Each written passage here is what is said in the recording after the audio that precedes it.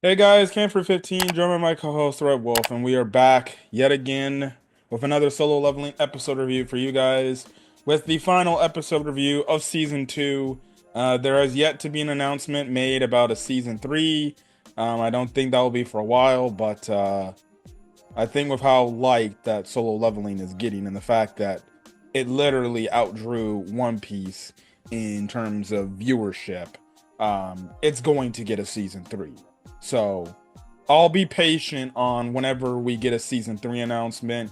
They want to make sure that this comes in a nice, timely way where enough, time and effort is put into the production so we don't get no delays or anything. AK, looking at you, my happy marriage. But that's Yeah, besides the point. yeah, Um, yeah, that day when I found out that my happy marriage was getting delayed, I was like, well, I was waiting for it, but then like a few days later, my good friend Karen 15 texted me again saying it won't come back until the ninth. I was like,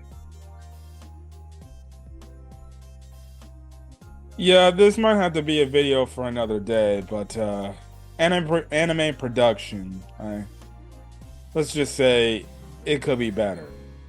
"Mhm." Well, if you're having production issues, well then these producers need to do a better job at making sure they're not overworking their employees. But besides the point. But regardless, whenever season three is announced, it will be announced. Solo leveling again, like I said, if you're out drawing viewership on Crunchyroll for compared to One Piece, then that alone says like, listen, you're going to get attention. So they're going to come back with solo leveling. Whenever that may be, I don't know. I don't know how much close it is to the source material. I don't know. We'll see. But solid conclusion to a really great show. I'm gonna miss it, but I'll be here and I'll be waiting for whenever season three is announced so we can get back. But let's talk about this week's episode of Solo Leveling. So we start off where we last left off with basically Jinu defeating the Black Ant and essentially worried about Shahei's injuries to the point they can't think of any other way to heal her, and she's basically going to die if they can't heal her, and it's too little too late.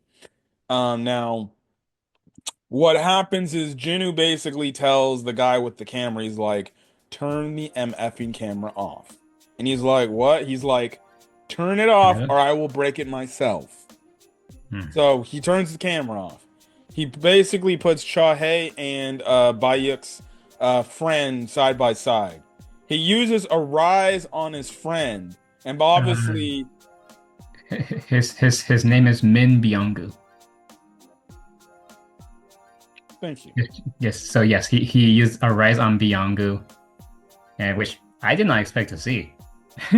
I did not expect that, but it does make sense to arise him because they're in need of a healer, and we see him take form, and Jinno says, I can hear the voice of Byung-gu asking him to resurrect him to heal Jahain because he just wants to save somebody.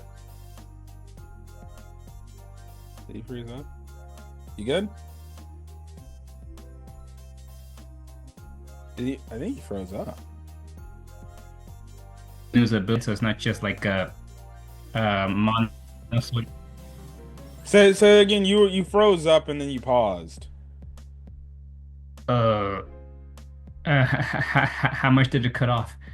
You got it at the point when you're talking about, reviving Shahei. Oh, restoring Shahi. And yes, everybody's seen this, and now they kind of get a full understanding of what Jinno's ability is, which is resurrecting the dead. And some of them are like, Bayek says, please, let him let him free after, because as you can see, Byung-gu does not really like to fight. He wants to, but he wants to save people. And Yes, but Bayek once again puts his hand on Jinu's shoulder, and Jinu goes, this is giving me flashbacks from back in the Red Gate. You put your hand on my shoulder in the exact same way. Only instead, this is more of a pleading than an order. And Jinu also explains how he already knows, and he's not gonna keep Byung-gu as one of his shadow soldiers. So he decided to let him roam free, and we see Byung-gu's shadow smile at Bayek for the last time, and we see Bayek get emotional. And yes, but not before, not after. Well, yeah, we see Chahan is fully healed now, but she's still unconscious. Yeah, she essentially gets conscious later on, but we'll talk about that in a second.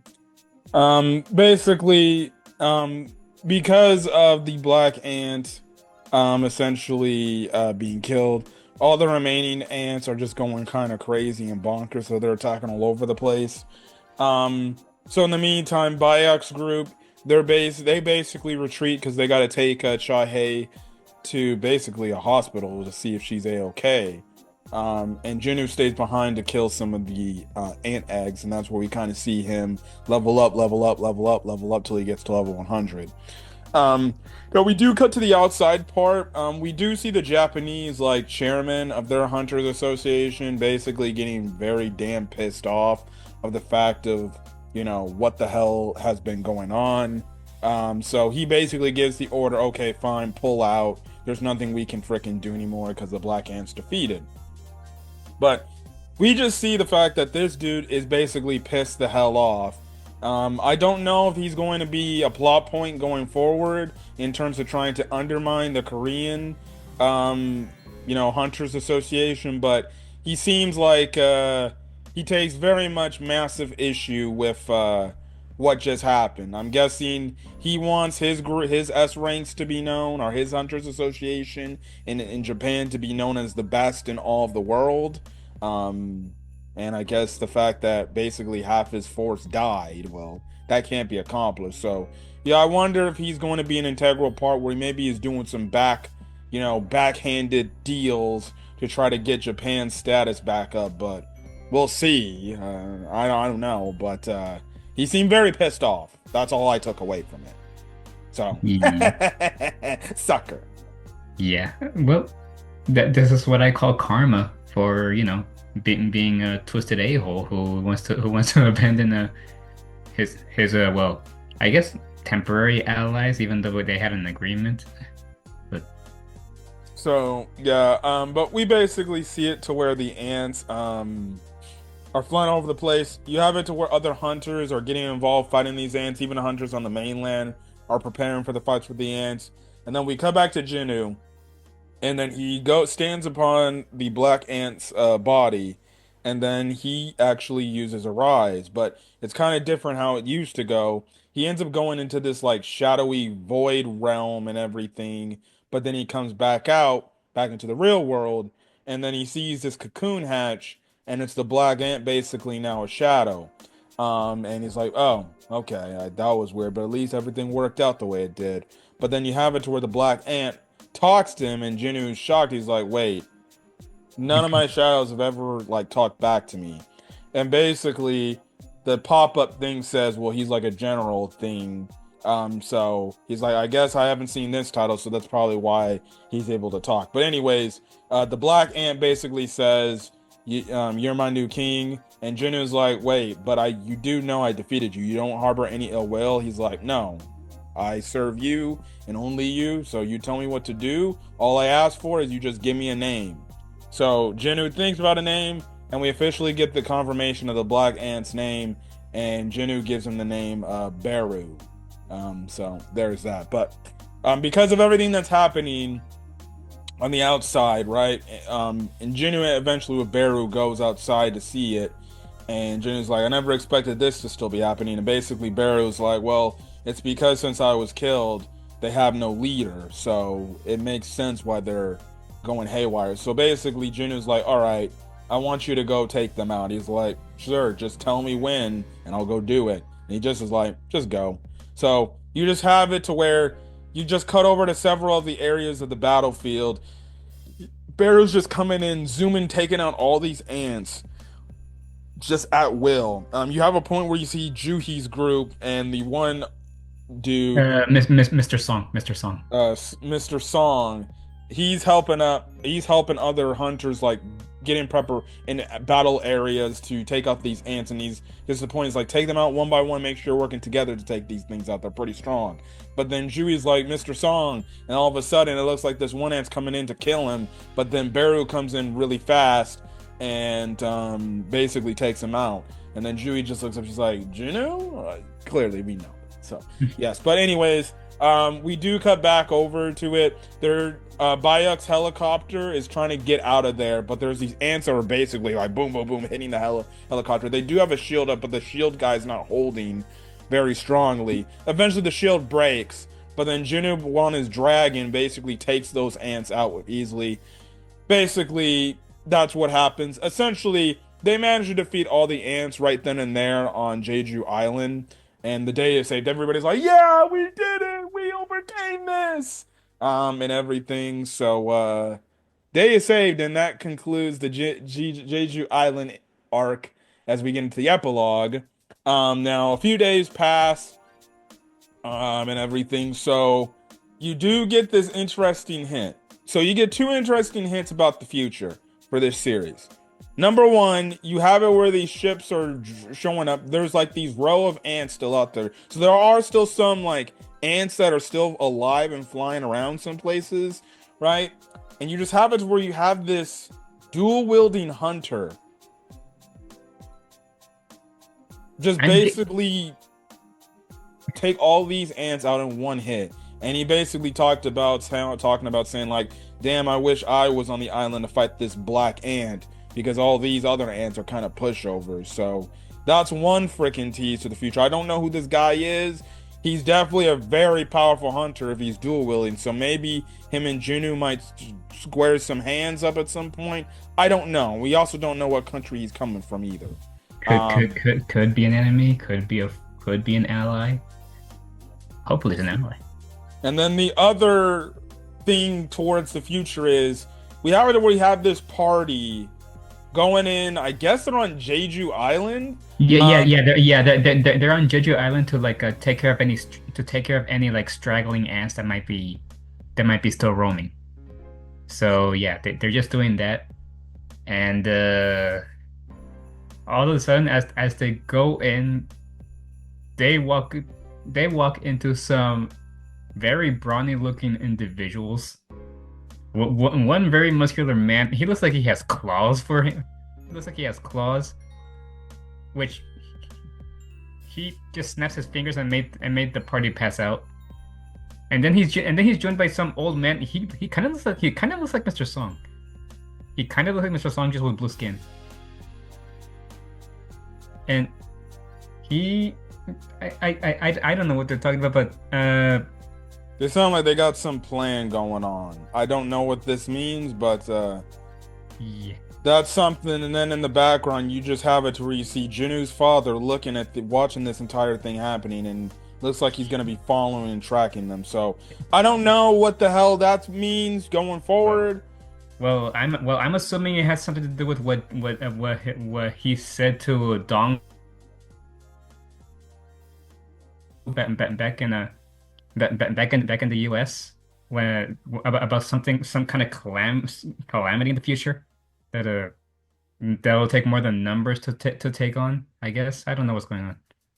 And we also see how these two dudes, the one ice-looking elf guy, he opens a portal. He opens a gate, and this dude the other dude literally cuts something like some sort of reddish like slash thing gate.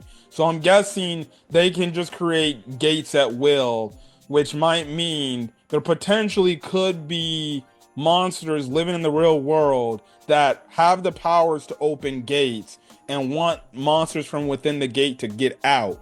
But they're like, we got these hunters having problem coming into these gates and closing these gates, and that's becoming an issue. So maybe there's more of these blue people in this guy that have been scheming of wanting to get rid of humans. I mean, they do make it clear that they don't like humans. and they call them kind of those things, right? Hmm. And I'm wondering if there's like a group of these monsters that can come to the real world, open these gates to try to take down human life and take it out, take the planet over. This might be this next big arc or something like that. But we do see Jinu's father involved in this, and he does kind of follow them. Don't know where this is going, but maybe this is going to be a potential season 3, maybe even season 4 plot line down the road. We'll have to see. And then mostly the last bit of the piece of the episode is the funeral service. So there's a funeral service for all the people that died during the Jeju Island incident. They have a news broadcast talking about how Jinu's attending there, and how he basically saved the day. And in some people's eyes, they proclaim him as a hero, but also the newscaster makes a good mention of saying like, well, albeit he did do the right thing and saved us all from that tragedy. Otherwise, we'd all probably be dead and in trouble. There are people out there that basically are blaming him are asking like, why the hell did you not show up any earlier? Because if you had did that, maybe if not half these people didn't have to lose their lives because of it. Now, you can play devil's advocate again in war. Wars can break out and everything, and you can say this shit is preventable. But regardless, casualties in a battle happen. There's nothing you can do to prevent loss of life. If you're in a war, like, yes, okay, let's go to World War I's and Twos, right? Yes, are there steps to where that could have probably been prevented from happening? Hell yes. But if in war, you can't come back and just be like, well, we're not going to expect to lose people. And plus, in the build-up to this, the Hunters Association, they knew, like, we might lose people. Let's try this plan where we don't think it's going to lose people. And that's the thing. And also, too, they had the plan set up right then and there. If the Queen Ant never created Beru, well, then maybe there is no casualties to begin with. So, and it's kind of the whole thing of the public not knowing the truth behind everything. So this could potentially be an interesting, also another little interesting side plot for Jinu, where yes, he'll have people that may like him and be his fans, but maybe there are going to be people that be like, you're responsible for my daughter or my son dying, and I blame you for not helping us out or showing up sooner. Again, it could be another interesting story point, right? So right then and there. But basically, Bayuk walks up to him and say, hey, don't worry about what people are saying. Hold your head up high. You did the right thing. People are judging you for that. Ignore them. It is what it is. You did the best you could, and essentially you saved us all. So be grateful to the people that you did save, and everything. So, it was glad to see that Jinu did pay his respects and he did show up. He ends up having a meeting with the Hunters Association Master Go, and basically Go's basically tells him like, hey, I just want to formally thank you for saving us and basically helping us with the Jeju Island incident. Because of you, we never would have been able to do this and complete this, so I thank you. He basically tells him like, look, if there's anything I can do for you, just name it and I got you, right? So that's the thing. And then Master Go, Guildmaster Go basically says, so actually I have an interesting question to ask. What are you going to do next now? And basically Jinu actually says, I'm going to start my own guild. I was actually expecting that. I knew he would eventually say that. So Jinu is going to be starting this new guild, and I guess the first two members we know are going to be in it is his brother in arms. I guess you can say his brother now. Technically, it's his adopted stepbrother. And Song Yi. And Song Yi, who she was just on the phone. She's like, Jinu, you better recruit me to be in your guild. I promise you, I'm going to work my ass off. I'm like, this girl wants to desperately get in his pants so goddamn bad. But it's probably not going to happen. So he's already got 2 guild people there, and eventually Jinu's just on the road. He's just like, I'm hanging up now. You guys are getting annoying. Because they're both bickering with each other and shit like that. So I guess they're going to be the first 2 guild members, but at the same time kind of be like the political official guild people that kind of help run the guild.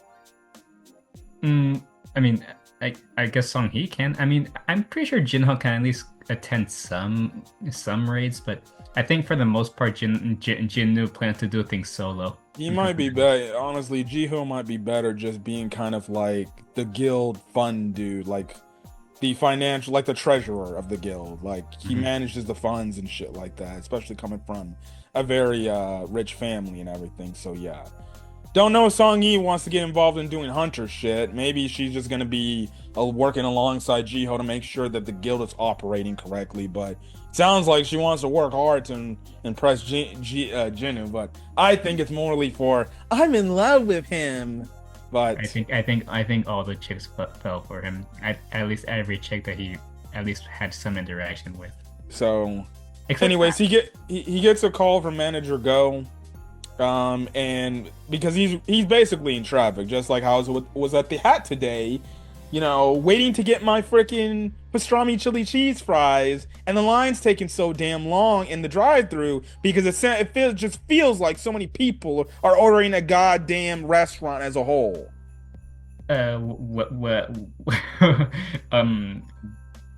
Way to change the subject. Or actually, better yet, it's like me with my old job, driving all the way back from Beverly Hills, to the Inland Empire, and basically being struck in late night LA traffic. That shit sucks. And thank God my new job, it makes me take side streets where I get to there and I don't have to burn gas. Where did we leave off in the review again, guys? Master Go basically calls Jinnu saying like, "Oh, this is the reason why why there's traffic. Excuse me. There's a gate. So Jinnu goes inside the gate and everything, and he goes solo, and it ends up turning just like how we started the season off, from a blue gate to a red gate. We're ending the season off from a blue gate to a red gate again. Now I know he's being set up. Now I know he's being set up somehow by who knows what power. Either the system or something else. So that's the thing. He's like, oh, red gate. Well, that's just fantastic. Well, he basically gets his army out. There's a bunch of monsters surrounding them, and he basically takes them out. Now, we do also cut to Cha Hei a bit, and the one dude, I forgot his name, the glasses guy, right? Choi. He basically comes in and is like, hey, how you doing? Chai's like, I'm doing fine, just getting better. And basically, she just recalls the stuff on Jeju Island. She's like, as much as I felt like I did a good job, I still felt like I was powerless and I could have done better. And she's basically like, I want to continue to get stronger so then one day I can stand by his side. And she's referring to Jinnu. So I don't know if that means she maybe Now, at first I was about to say, I'm like, is she gonna try to say like I want to join his guild too? But no, she didn't say that. She just wants to be strong enough so she can be on the same level of Jinnu and stand by his side and work together with him. I don't know if that's potential foreshadowing to where maybe she'll get stronger. Probably not as strong as Jinnu, but close to that, to where she is actually able to stand by his side and they can work in tandem together. Because right now, Jinnu is on a whole nother level. Honestly, I hope she joins his guild. Honestly, I hope. The question is, with the Hunters Association, would Choi let her leave his guild just to go join his? Yeah, that's the thing. If she decides to join his guild, I wonder how he would react. I wonder how he would react if she does decide to join his guild. Because I'm sure we learned early on if one hunter one guild has too many S ranks, they or like try to steal an S rank from another guild, they could potentially start a war between each other. And also too, is Jinnu willing to have her join the guild? We don't know if he just wants his guild to be him, Jiho, and Song Yi. They know that he does his solo leveling stuff, so maybe he's the thing. I don't know, and we don't know if he's gonna get any more people to want to join his guild. But he might just do the. Maybe he just made his guild. So he's like, well, if I make my own guild, but I make it very, like, inaccessible to a certain amount of people, I can still do my solo stuff. But who knows? But I think that's obviously foreshadowing to maybe some point in the future. Maybe at some point in the future, Chahei does get stronger. Again, like I said, probably not on the level of Jinnu, but close to it, or maybe a little bit, or maybe farther back, but somewhat where she can hold her own, right? Against these probably upper tier characters, to where, hey, if Jinnu needs a helping hand, hey, Chahei, I need your help on this. I don't know, but that's definitely gonna be a foreshadowing moment. Maybe in a future battle at some point, that's gonna get to the point where they have to work together. And she's gonna be strong enough to stand by his side. But it also teases obviously clearly the relationship. You saw the gleam in her eyes. She's clearly infatuated. So I think a little bit has to do. She wants to stand by his side, but she also is admiring and kind of falling for a boy. But again, remember, she did sniff him, and she did say he smelled good. Love at first smell, I must say. So yeah, but that is basically it. You know, the last bit of what we see is Jinnu walking, and all his shadows are basically bowing down to him. He also did arise the dead ants around from Jeju Island too, so they're also in his forest. And basically, just have the thing where his eyes light up blue. One half of it just got thing, and that's it. They replay the first opening and the visuals are in black and white. It's literally that. I'm like, oh, okay. I did like to hear it again. It was nice. Season 1's opening is great. Jinnu's army is getting so large. So yeah, that's basically it of season 2. They didn't give us no sneak peek to maybe season 3 or a thing where it says, well, Solo Leveling will return for season 3. We didn't get that. We just got the first opening song as the ending, and that was it. So whenever season 3 gets announced, I don't know when. I honestly say this: take as much time for season 3. If they need to take a year or two, maybe shit, even fucking 5 years off before we get season 3, I'm fine with it. They need, honestly, with these last 2 seasons, these animators, these producers deserve all the rest they need. All I need to know is this: their viewership outsourced or did better than One Piece. They deserve 5 years off if they want. Now, don't do 10 years. 10 years, I can't wait. I'll be fucking 40 by then. I mean, for 40 and still an anime fan, there's nothing wrong with that. There's nothing wrong with that, but I don't know if I'll still be doing YouTube videos alongside you. Yeah, I don't know either. But 5 years, I'm fine with that. They've done all they did. They got me sold, and I understand they're the Solo Leveling haters out there. I don't care. One Piece fans, they can go on Twitter and fucking say, now that Solo Leveling's over, greatness comes back, and we'll be back on being on top. Man, who cares? Whatever. One Piece will be great too. I'll watch the anime. It's gonna be amazing. But whatever. I don't care. Anyways, Solo Leveling season 2 was really damn good. Honestly, it's definitely better than season 1. From beginning to end, this was just an amazing ass season. I continue to love this show from top to bottom. I continue to love the characters, and it's gonna be a damn shame that I won't be waking up every Saturday ready to watch the next new episode and listening to a damn opening. So whenever Solo Leveling returns, whether it's a freaking anime or a movie, I don't care. I'll be there day one. Yeah, same. I love this show from beginning to end. Oh my god! In my opinion, just each show, just each episode, just keeps getting better and better and better and better. And I'm just wondering, what sort of stakes are gonna come up for Jinnu? Like, because we've seen like god tier kind of enemies up to this point. So I wonder, I guess we got teased an enemy like at the end of this episode. Like, what even are they? But yeah, I'm just hyped, man. I'm just hyped, and. Yes, as Cameron says, I'm willing to wait as long as it takes for the next season, and because I prefer them to take it slow, and to do it good rather than do it fast, and and it ends up being mediocre. So, yeah. So yeah, we'll see. Maybe we'll do a video together whenever they announce season 3. I don't know, but. Yeah, but overall, that's basically all we gotta say. If you guys like the video, leave a like, put in the comment section your thoughts on this week's episode of Solo Leveling, as well as hit that subscribe button if you want to get more anime content we upload to this channel. Plug your channel. Don't forget to subscribe to my channel. I'm having some recording issues right now, but as soon as I get that resolved, I'm gonna get back to recording, because right now I'm still looking for stuff. Anyways, yeah, that's it. And hit the subscribe button, because I'm close to reaching my short-term goal, and hopefully I'll go even further beyond. Catch us next week. I gotta make our border and stuff like that, but I think Fire Force Season 3 starts next week. We will be there for Fire Force Season 3, so if you want more Cam 315 and the Red Wolf collaboration, we'll be here for Fire Force Season 3, which finally, I can't wait. Are we gonna find out the truth of the moon? Are we gonna find out how to save Sho? Yeah. Are we gonna finally kill that bitch Inca? We don't talk about her, and I'm pretty I'm pretty sure people are gonna be roasting us for hating her. Because all you gotta do is see our season. All you gotta do is see our season 2 review of that of how much I hate Inca. Yeah, yeah.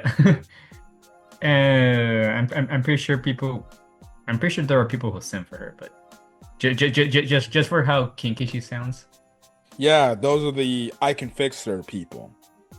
Anyways, yeah, there is no fixing that shit when I'm seeing her draw a line to light fire, somebody on fire, and it ends off with somebody's frog. If you don't know what I mean by that, go watch Apothecary Diaries, episode 12, season 2. Oh my god, I literally just got that reference. I'm gonna stop using the D word. I just gave you the hint what about I meant. Anyways, that's all I gotta say. I'm gonna get out of here, guys. Please tell me that's not gonna be you for the rest of Oh yeah, no. You said you want me to keep it PG? We're using the word frog now. And if somebody can't get it, I'm gonna plug Apothecary Diaries. Now, personally, if I was Jin Shi, I'm going all in on Mao Mao. We're letting it all out. I'm not letting that dog. Mao didn't let him. I'm not letting that dog bark. I'm locking lips, and we're getting it on. That's how much you're supposed to love her. Get it on with Mao Mao. Mao didn't let him though. I wonder if there's gonna be a time skip for that show. Maybe where she looks a lot cuter and she's actually maybe almost a courtesan, and then Jinshi comes back and sees her for the first time. Anyways. And then he's even more shocked that Mao Mao's beautiful. Anyways, take care, guys, and yeah, subscribe to the channel and look out for yourselves and each other. Peace.